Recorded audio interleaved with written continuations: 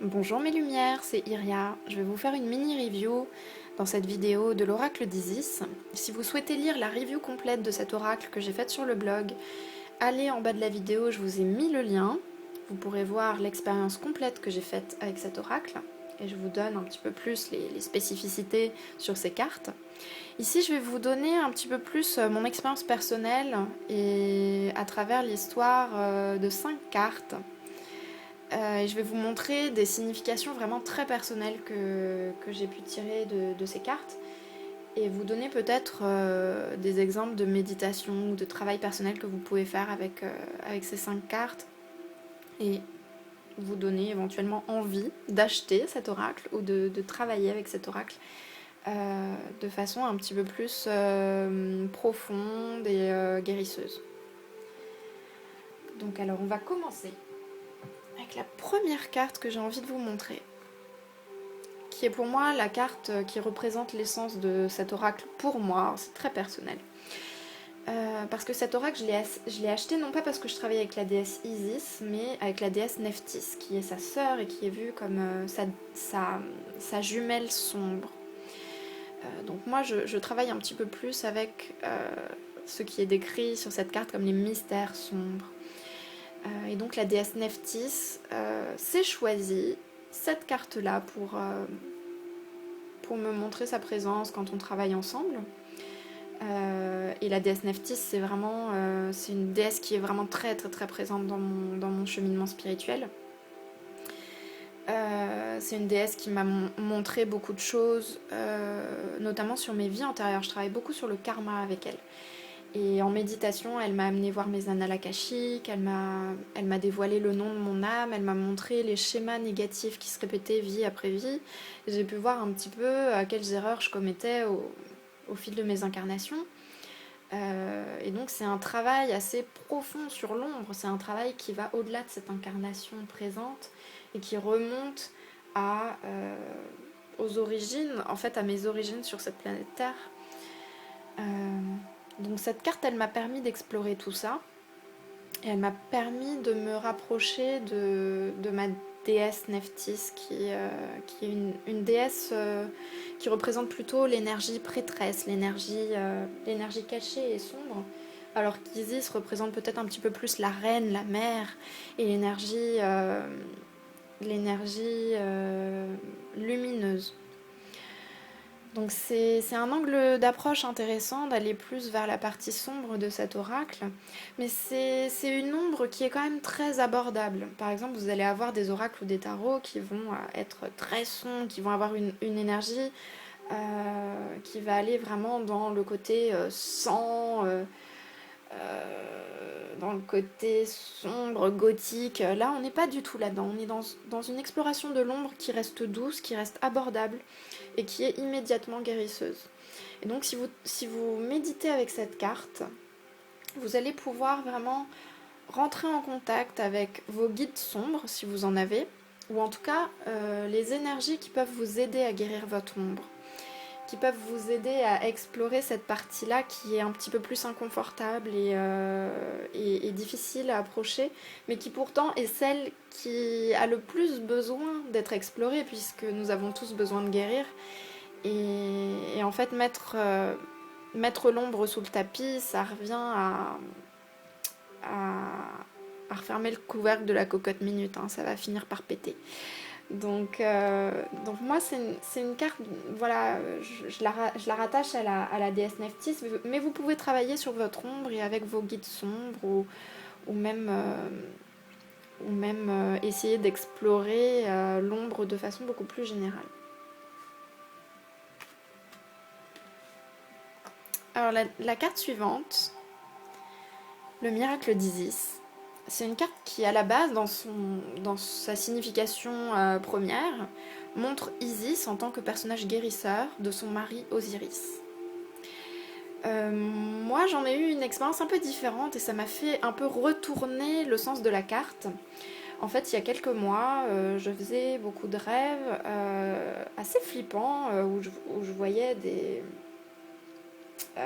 choses liées à mon histoire, à mon passé, mais de façon vraiment très exacerbée, très tordue, très effrayante. Et c'était vraiment une expression de mon ombre très inconfortable, qui revenait en rêve de façon récurrente. Et à chaque fois que je faisais ces rêves-là, j'entendais le nom du dieu Baal. Donc je travaillais pas encore avec lui à l'époque. Je le connaissais pas, enfin je connaissais par rapport à ce qu'on raconte sur lui sur internet, qui, voilà, c'est des horreurs, hein, ce qu'on raconte sur lui sur internet, comme quoi c'est Satan, le démon, l'horreur incarnée, enfin bon, bref, tout un tas de conneries. Et donc, bon, ça m'inquiétait quand même, hein, parce que je voyais des choses assez dures. Et puis j'en ai eu marre de faire tous ces rêves et de tourner autour du pot et de fuir cette énergie. Et j'ai pris mon oracle d'Isis, j'ai demandé ce qu'il me voulait, ce cher Baal, et c'est cette carte qui est sortie. Et ce qu'il me voulait, c'est venu en méditant avec cette carte. Je me suis vue en fait avec le dieu Baal. Il ressemble en fait dans la façon dont il se présente à moi et sur des représentations que j'ai pu voir de lui dans l'art. Il ressemble un peu dans son accoutrement au dieu Osiris, donc c'est quand même assez cohérent avec cette carte. Donc c'est un dieu du tonnerre, hein, c'est un dieu de la tempête Baal. Et quelque part, tous ces rêves qu'il m'avait envoyés, c'était un peu le côté badaboum, hein, le côté je t'en fous plein la tronche d'un coup, pour que tu regardes ton ombre en face, et après on va en parler. Et dans cette méditation, il m'a permis de monter dans son dos. Il m'a dit que toutes ces choses difficiles qu'il m'avait montrées, je pouvais les lui confier. Et qu'il allait m'alléger de cette ombre, il allait m'alléger de tout ce qui me pesait et que ça allait être quasi instantané. Et que grâce à ça, le fait de pouvoir me reposer sur lui, ça allait me permettre de déployer mes ailes et de m'envoler. Et donc on a toute la symbolique de cette carte qui est vraiment retranscrite dans cette histoire que je vous raconte. Et moi ça a été une expérience vraiment très très guérisseuse qui a commencé comme quelque chose de très flippant, comme assez habituellement avec mes guides divins. Et qui s'est terminé en quelque chose de vraiment très beau et très, très guérisseur. Et donc, je vous encourage à travailler avec cette carte sur cette thématique du soutien. Alors que ce soit avec des guides divins ou avec, de façon plus incarnée, vous demandez qui représente ce soutien dans votre vie ou comment vous pouvez représenter un soutien dans la vie des autres. Mais je pense que c'est une très belle carte qui représente ce soutien, et c'est un soutien instantané qui guérit et qui soulage immédiatement. Donc c'est vraiment une très belle carte avec laquelle méditer et avec laquelle cheminer. Et le dieu Baal, très sympa hein, au passage. Il est peut-être pas fait pour tout le monde, mais en tout cas, pour moi, c'est un super guide. Donc alors ensuite, je vais vous parler de cette carte qui est la destinée divine. Alors cette carte, elle est très chère à mon cœur parce qu'elle ressort beaucoup pour les thématiques liées à la mission de vie, à la raison pour laquelle nous sommes venus nous incarner sur cette terre. Et cette carte vient beaucoup pour me parler notamment de ce que j'essaye de développer avec Occulte, du fait que j'essaye de représenter cette guide terrestre pour les autres quand je fais de la cartomancie ou quand je les accompagne dans du développement personnel. Quand je rédige j'ai du mal à parler. Quand je rédige un article. Oui, je suis beaucoup plus douée à l'écrit. Et cette carte, vraiment, elle résume en quelque sorte ma philosophie. Ma philosophie de vie et ce que j'essaye de faire dans mon chemin de vie. C'est vraiment aider les autres à se reconnecter à leur pouvoir intérieur et à s'envoler. Donc elle peut rejoindre un petit peu la thématique qu'on a vue dans la carte d'avant, avec le miracle d'Isis, mais là on est vraiment sur vos valeurs profondes et sur le sens de votre vie.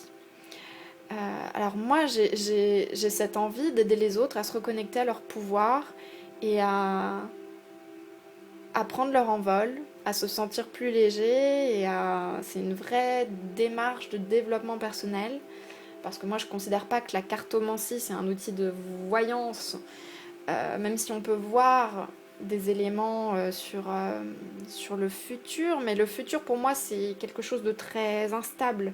On se trouve toujours à un carrefour. Et le futur n'est pas inscrit dans le marbre, on a énormément de futurs possibles. Et c'est à nous, grâce à notre libre arbitre, de faire des choix et de dessiner notre route. Donc pour moi, la voyance, c'est quelque chose d'un petit peu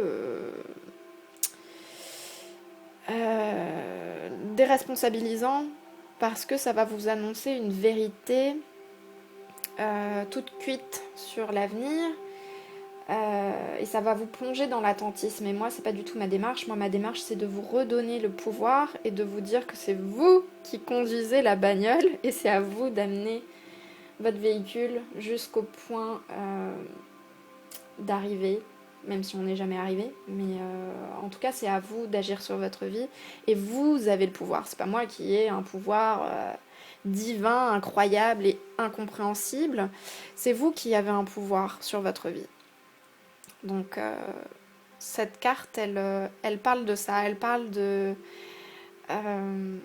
des missions de vie et du fait d'aider les autres à s'envoler. Donc ça peut être intéressant si vous avez envie de méditer sur ce thème et de voir un petit peu plus en profondeur pourquoi vous êtes là, comment vous pouvez aider les autres, comment vous pouvez vous aider vous-même aussi, c'est important.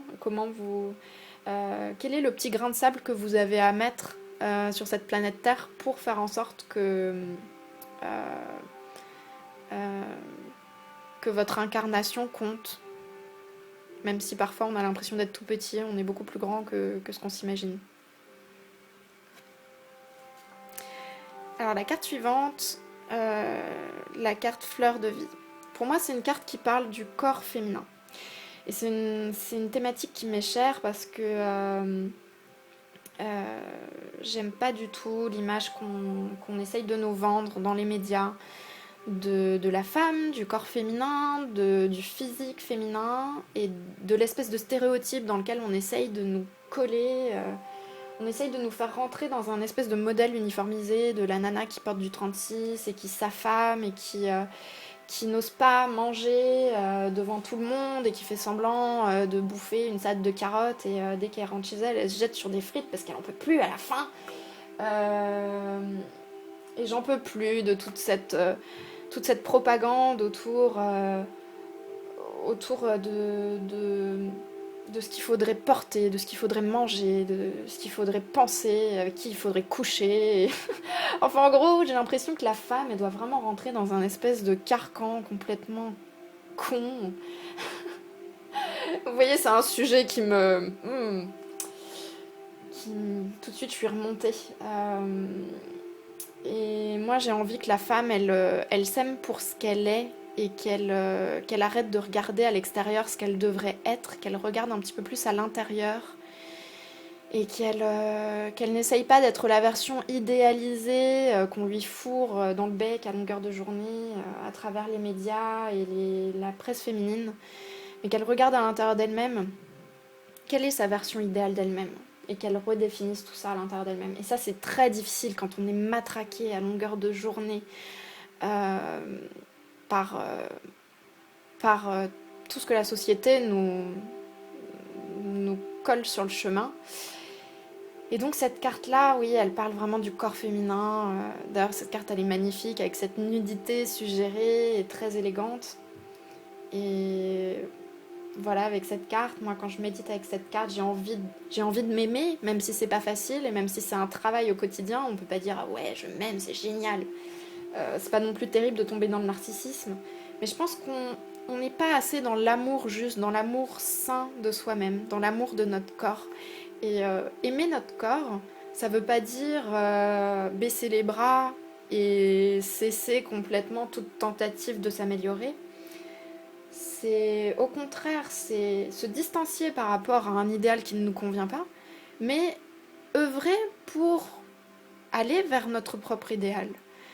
Donc si vous avez envie de faire du yoga, si vous avez envie de faire un quelconque sport parce que ça vous fait du bien, et parce que c'est ça que vous avez envie de faire pour votre corps, et non pas parce qu'un magazine vous a dit c'est la dernière discipline à la mode, il faut absolument le faire, c'est vous-même qu'il faut écouter. C'est les besoins de votre corps, c'est les envies que vous avez par rapport à vous-même, c'est l'idéal que vous vous construisez par rapport à vous-même et pas l'idéal malsain qu'on vous vend à l'extérieur. Donc cette carte, pour moi, elle parle beaucoup de ça. Elle parle du corps de la femme et de l'amour qu'on a pour ce corps, ou en tout cas qu'on essaye de cultiver, qu'on se doit d'essayer de cultiver pour ce corps. Et moi, quand je mange un gros steak frites, eh bien, je me dis que je ne vais pas grossir parce que je ne culpabilise pas et je suis dans le plaisir. Voilà, et je m'autorise à manger ce gros steak frites avec plein de moutarde ou de mayo ou de ketchup, on s'en fout. Et à partir du moment où on est dans le plaisir, où on est en train de se dire « Ah là, je me fais plaisir, je fais plaisir à mon corps » et je lui donne quelque chose qui lui fait du bien, on ne peut pas se tromper.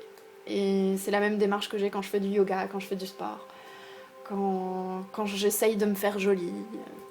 Parce que à partir du moment où on le fait pour soi, on ne peut pas se tromper. Voilà. Et cette carte, alors c'est assez intéressant parce qu'elle est apparue juste avant une opération. Pour moi, j'avais une chirurgie à passer. Et j'avais un petit peu peur avant, j'étais pas très fière. Et c'est cette carte qui est sortie. Et ça m'a beaucoup rassurée parce que je me suis dit, à travers cette chirurgie, je vais faire du bien à mon corps et mon corps va me remercier et je vais être en meilleure santé. Donc c'est une très belle carte pour parler du corps féminin, de la santé féminine. Et je vous encourage à méditer sur ce thème-là avec cette carte. Ça peut vraiment être très guérisseur, notamment pour les femmes. Parce que je pense qu'on en prend plein la gueule quand même, avec les médias et avec tout ce qu'on essaye de nous vendre au niveau du corps féminin, de ce qu'il devrait être ou ne pas être. Et puis la dernière carte que j'ai envie de vous présenter avant de vous laisser repartir, c'est la carte de la sororité divine. Et cette carte, alors on pourrait s'imaginer qu'elle représente Isis et Nephthys, et puis en haut peut-être une matriarche, leur mère Nout, ou la déesse primordiale égyptienne Mout, ou éventuellement Hathor, la déesse vache, parce qu'elle a des petites oreilles un peu bizarres. Mais au-delà de ça, au-delà de la symbolique qui se voit, cette carte, elle est sortie pour moi pour me parler de la famille de cœur, et notamment des femmes dans ma vie qui ne font pas partie de ma famille de sang, mais qui ont ce rôle de sœur ou de mère, mais qui le font vraiment dans un amour inconditionnel et sans aucune attache de sang. Donc dans ce cas-là, c'est toujours quelque chose d'extrêmement puissant et extrêmement beau, et ça nous rattache aux autres au niveau de l'âme, plus qu'au niveau du corps et du sang. Et donc c'est une carte qui me parle de ces femmes dans ma vie, qui pour moi peuvent être des sœurs ou des mères, et qui m'ont donné cet amour inconditionnel, qui nourrit et qui élève l'âme. Vous pouvez méditer avec cette carte pour essayer de chercher quelle est votre famille d'âme, quelle est votre famille de cœur, qui sont les personnes autour de vous, qui vous élèvent, qui sont des soutiens, qui sont des personnes positives et guérisseuses dans votre vie. Et comme cette carte, elle est très féminine, vous pouvez rechercher vraiment qui sont les femmes dans votre vie qui représentent et qui incarnent cette énergie-là. Donc c'est une carte, moi, qui me touche énormément, qui m'a même déclenché des larmes par moments. Donc on peut avoir des expériences vraiment très profondes avec les cartes parfois, quand ça tape exactement là où ça vous touche. Et je vous encourage vraiment à méditer sur ce thème-là, de la famille de cœur et de la famille d'âme, parce que c'est souvent on peut avoir des déceptions avec aussi bien avec la famille de sang qu'avec les amis, avec l'entourage. Et je pense que c'est bon aussi de se poser 2 minutes et de penser à toutes ces énergies positives qu'on nous donne gratuitement et qui nous font du bien, et de remercier pour la présence de ces personnes qui sont positives dans notre vie. Donc voilà les 5 cartes que je tenais à à vous présenter aujourd'hui. J'espère qu'elles vous auront donné de travailler avec elles vous auront donné envie de travailler avec cet oracle. Moi, cet oracle, c'est un de mes préférés. Je vous le recommande chaudement, notamment si vous souhaitez travailler avec cette énergie du féminin divin. Je vous embrasse très fort, je vous envoie beaucoup de lumière pour affronter votre ombre et je vous dis à la prochaine fois pour une nouvelle vidéo.